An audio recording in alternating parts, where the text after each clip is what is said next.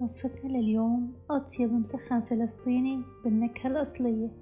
ريحة السماق رح تمليلك البيت كله. طريقة سهلة وبسيطة وما بتاكل منك وقت أبدا، والنتيجة عن جد رائعة. وإذا جربتيها رح تعتمديها عن جد بكل مناسباتك وكل العزايم. ويلا نبدأ وبنقول بسم الله.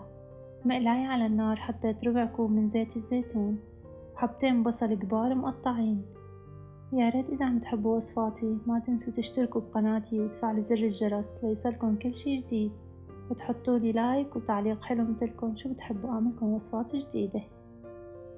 هلأ بنشوح البصل منيح على النار مع الزيت حتى تدبل حبة البصل. بعد ما دبلت معنا حبة البصل ضفت معلقتين كبار من السماق،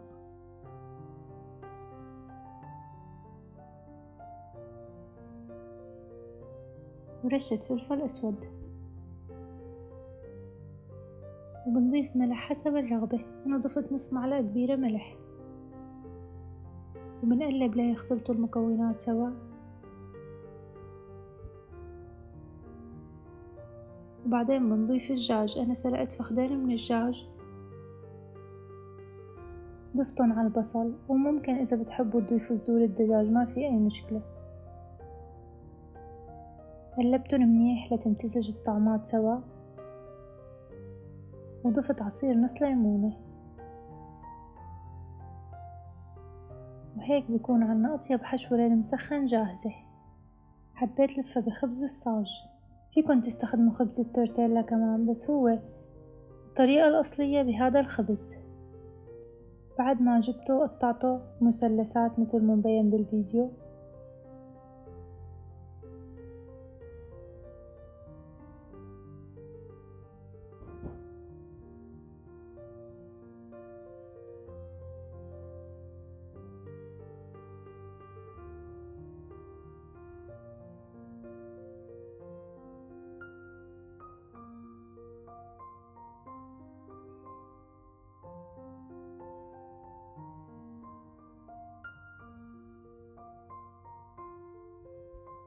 وبعدين حشيتها بالحشوة اللي حضرناها للمسخن، ولفيتها بالطريقة اللي عم تشوفوها.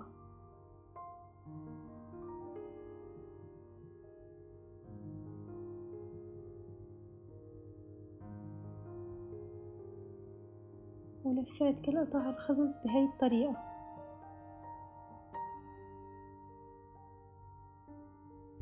وبس خلصت كل الكمية بدهن صينية بكمية من زيت الزيتون، وبصف فيها رولات المسخن، وبكون محمية الفرن على درجة حرارة 200 من فوق وتحت.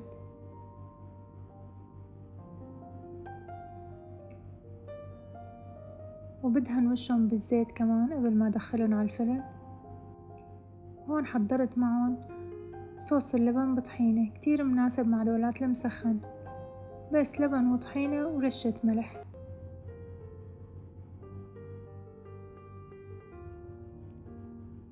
وهيك أطيب وصفة رولات مسخن صارت جاهزة معنا.